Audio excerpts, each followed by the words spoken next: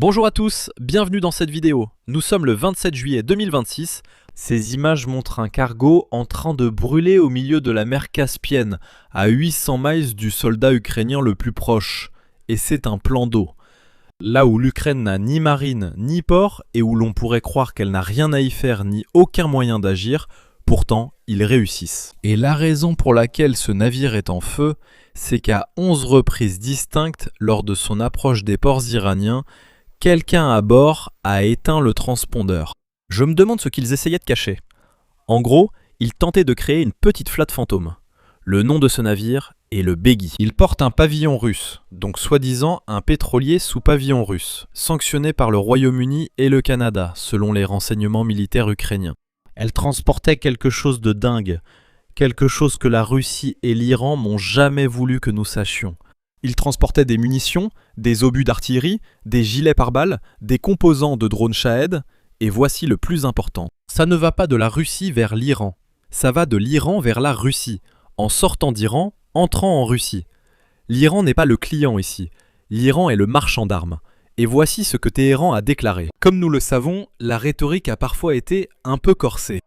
Oui, c'était inattendu. Le ministre des Affaires étrangères, Abbas Agharachi, a déclaré que cette attaque ne resterait pas sans réponse. Vous avez fait exploser mon navire de la flotte fantôme illégale. C'est mon seul moyen de gagner de l'argent à cause du blocus naval. Je suis donc un bon chef de la mafia. Cela ne peut rester sans réponse. Sa déclaration sous-entend cela. Le ministère des Affaires étrangères iranien parle d'actes hostiles et criminels. Parallèlement, ils font passer des armes en Russie. Ils ont porté l'affaire devant le Conseil de sécurité de l'ONU. Je veux dire, c'est comme s'ils allaient se plaindre au professeur. Ils disent « Voyez, nous faisons tout correctement ». Pendant ce temps, ils trichent à chaque examen. Et le professeur se dit « Bon, je suppose que je dois m'occuper de ça ».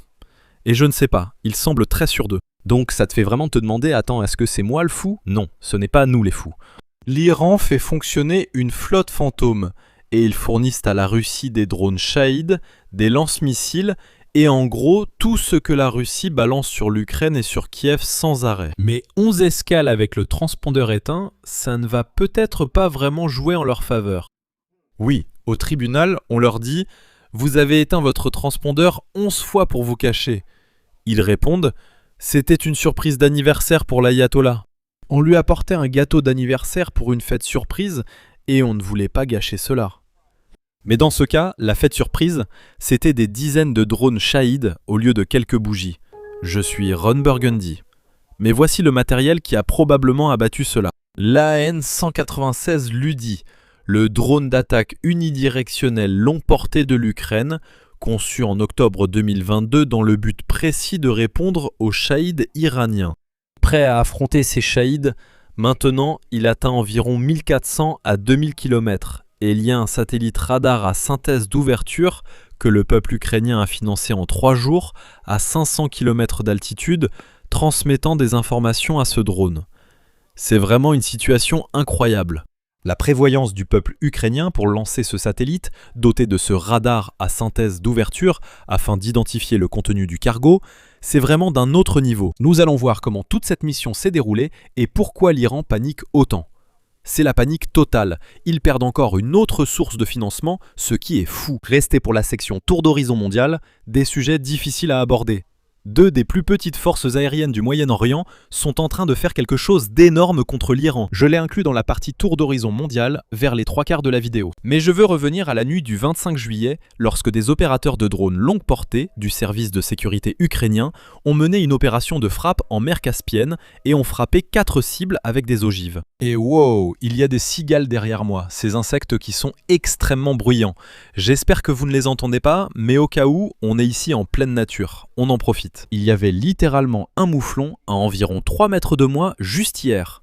Donc oui, on est vraiment en pleine nature aujourd'hui pour filmer cette vidéo ici au Nevada. Mais en gros, le service de sécurité ukrainien a mené une opération de frappe en mer Caspienne et ils ont frappé 4 cibles différentes avec des ogives le 25. La plateforme pétrolière offshore Filonovsky, exploitée par Lukoil, le cargo Portolaya, le cargo sec Begui et un projet 12418. Un patrouilleur lance-missiles de classe Molina, une vedette rapide russe, a été détruit.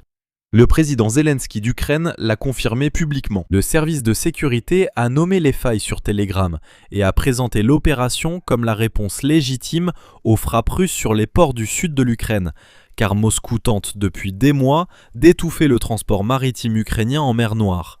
C'est l'un de leurs principaux objectifs. Et l'Ukraine vient de prouver qu'elle peut faire exactement la même chose dans une mer que la Russie considérait comme son lac privé. Il pensait en gros que c'était le lac privé de Vladimir Poutine, où il se promène à cheval le long du rivage en prenant de magnifiques photos. Je veux dire, les photos sont vraiment incroyables. Je veux dire, elles sont plutôt cool, pour être honnête. Mais Téhéran a convoqué le chargé d'affaires d'Ukraine, a qualifié la frappe d'acte hostile et criminel, a déclaré qu'un marin n'avait pas survécu, et ils ont porté l'affaire devant le Conseil de sécurité. Lundi matin, le ministre ukrainien des Affaires étrangères par intérim, Andriy Sabaï, a déclaré publiquement que les menaces de l'Iran étaient infondées. Le régime de Téhéran est un complice direct de l'agression russe et l'Iran n'a aucune légitimité pour prétendre être une victime. Merci. La mentalité de victime est terrible. J'apprécie que vous dénonciez ces régimes qui tuent des milliers de leurs citoyens et réagissent en disant « tu as touché mon navire ». Ça nous a fait très mal et nous sommes en colère. Nous allons le dire au professeur. Ensuite, l'Ukraine répond. Oui, vous faites partie d'une flotte fantôme, opérant comme des gangsters avec Moscou. Ne jouez donc pas les victimes. Je trouve que c'est une excellente déclaration de l'Ukraine. Mais comment localiser un navire qui coupe son signal au beau milieu d'une mer intérieure ? Deux méthodes existent, et elles incarnent l'avenir de la guerre. Je suis donc très content que vous soyez là pour cette partie. On commence par le pipeline, parce que l'Ukraine a tout publié. Cette carte ici montre les itinéraires où il va jusqu'à un port en Iran. Puis il remonte à travers la mer Caspienne, traverse la Russie et frappe ensuite Kiev.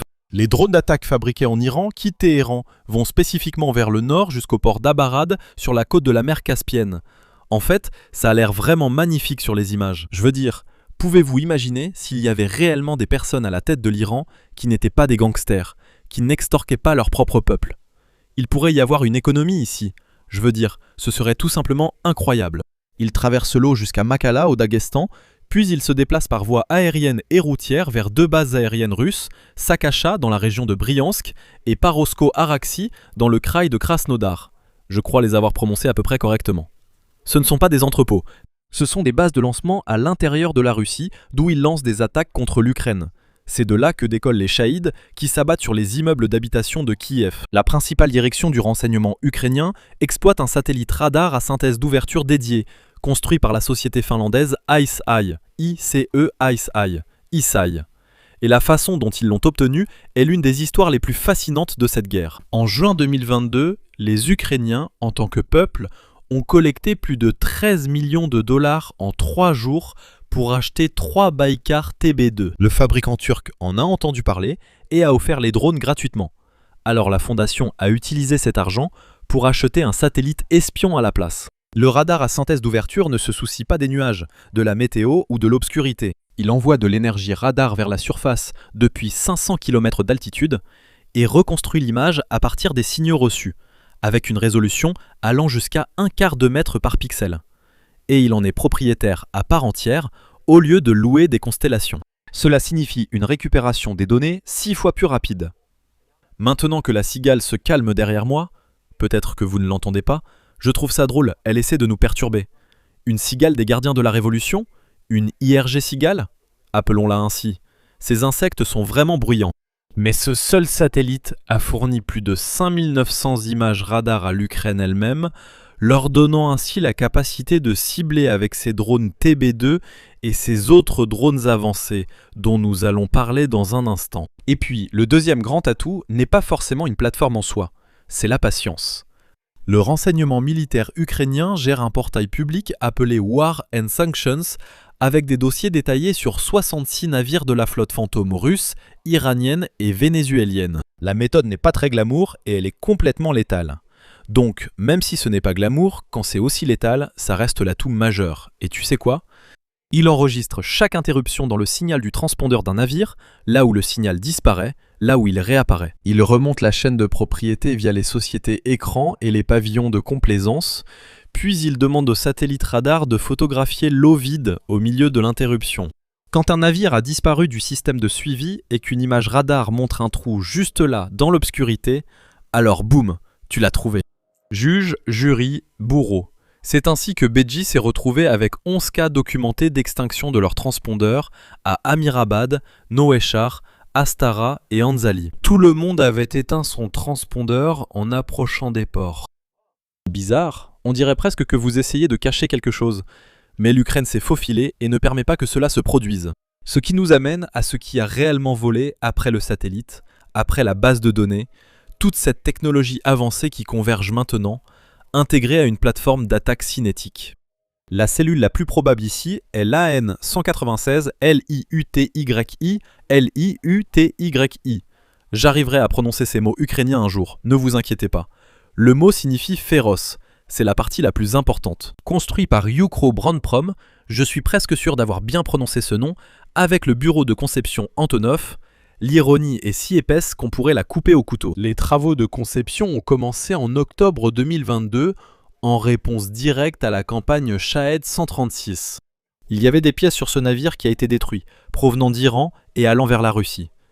Mais le drone ukrainien est équipé d'une hélice propulsive à piston, similaire au Shahed, mais celui-ci en Ukraine dispose d'une navigation inertielle avec correction satellite, d'un itinéraire complexe préprogrammé et d'une ogive de 50 à 75 kg.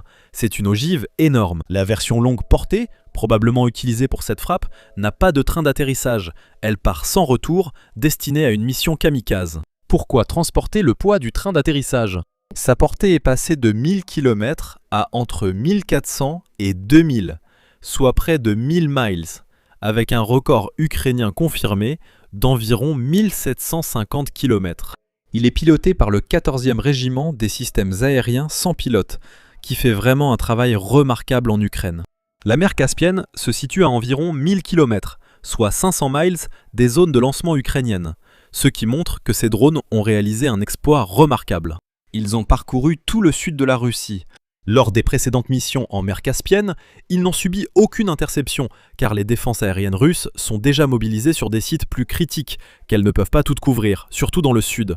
Il n'est donc pas nécessaire de neutraliser tout le système. Il suffit de trouver la faille, de passer à travers, de faire traverser les drones jusqu'à la mer Caspienne pour couper cette source illicite de financement pour l'Iran et cette source illicite d'armes pour la Russie. Mais parlons maintenant de la force adverse et les détails de ce que fait l'Iran, car un détail que personne n'a élucidé et que vous méritez d'entendre, c'est que les 2 navires nommés par l'Ukraine sont enregistrés comme battant pavillon russe et appartenant à la Russie.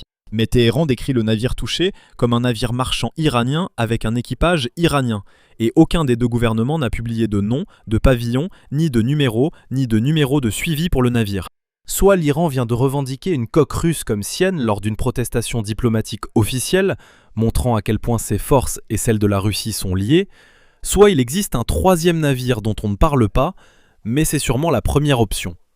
L'Iran n'est clairement pas faible. Ils essaient de faire chanter le monde, et ils sont les meilleurs dans l'art du chantage, de la négociation, de se plaindre à l'ONU au sujet de cette cargaison illicite qui a été détruite. Je veux dire, il faut vraiment avoir du cran pour manipuler à ce niveau-là. Même nos ex les plus fous doivent être là à se dire « Waouh !» Oui, vous avez vraiment besoin d'une thérapie, Iran. Je te déteste, je te déteste. Tu es tellement adorable. Regarde ta tête, tu dis « je t'aime ». Mais rappelle-toi, l'Iran a encore beaucoup de capacités et ils ont besoin d'argent. Ils ont besoin de fournitures pour maintenir l'utilisation de leurs lanceurs de missiles balistiques. Ils veulent continuer à dissimuler cela dans divers entrepôts de drones et bunkers de missiles balistiques. C'est quelque chose d'extrêmement important pour l'Iran, mais ils ont besoin de ressources pour le faire, et ils doivent pouvoir arroser les gardiens de la révolution. Ils doivent pouvoir payer les chefs de la mafia. Donc maintenant, avec le blocus actuel qui écrase les différentes sources de revenus des mollahs, les généraux du Sud perdant 500 millions de dollars par jour, c'était une belle petite manne pour eux. C'était leur petite manne au nord, désormais complètement décimée et écrasée. Passons donc à la section du tour d'horizon mondial. Bienvenue. C'est le moment où nous parlons de différentes choses qui se passent, mais dans ce cas, cela inclut l'Iran. Le Wall Street Journal a en fait rapporté que Bahreïn et le Koweït ont secrètement envoyé des avions de chasse dans l'espace aérien iranien plus tôt ce mois-ci pour frapper des dépôts de stockage de drones et de missiles. Leurs premières opérations offensives directes connues contre Téhéran elle-même, avec les Émirats Arabes Unis fournissant des renseignements de ciblage et une couverture aérienne défensive. Donc comprenez ce que cela implique. et c'est historique. Bahreïn dispose d'une petite flotte de F-16, le Koweït utilise des Hornets et des Super Hornets. Aucun d'eux ne dispose nécessairement de capacités de ravitaillement en vol organique significatives, ni de moyens de brouillage à distance, ni de la profondeur nécessaire pour neutraliser à lui seul une ceinture de défense aérienne. Il bénéficiait probablement d'un soutien, mais les Émirats arabes unis étaient l'acteur principal, fournissant une aide, des images et divers appuis satellitaires. En prenant exemple sur l'Ukraine en ce qui concerne les satellites, donc il semble qu'à ce stade, une coalition est en train de se former contre l'Iran.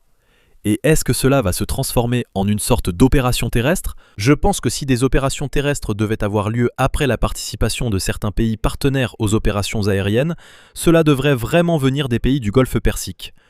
Il faudrait une coalition des pays du Golfe Persique et de l'armée israélienne plutôt que des soldats américains au sol avec les forces américaines en conseiller. Et cela nous amène à la section d'analyse stratégique d'échecs à 4 dimensions. Alors celle-ci est vraiment folle, celle-là est carrément dingue. Mais voici ce que personne ne relie entre eux. Ce ne sont pas deux guerres partageant un cycle médiatique, mais une architecture unique d'adversaires, cartographiée et présentée publiquement ce week-end. Suivez le fret comme l'argent.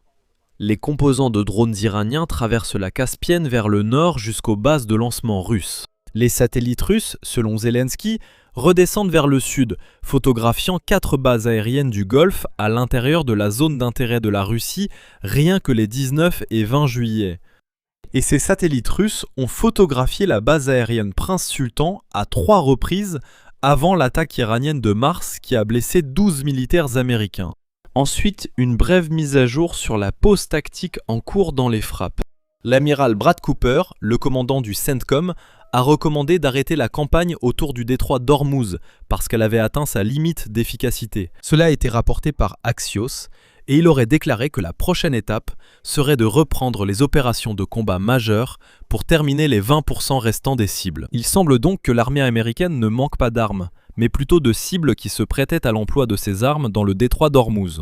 Et puis le président Trump a également nié toute pénurie de munitions. Ensuite, il a récemment mentionné l'île de Karg, qui n'est absolument pas une cible militaire. C'est un terminal qui transporte l'immense majorité du pétrole brut iranien. Donc, est-ce que cela pourrait être la prochaine cible si les hostilités reprennent?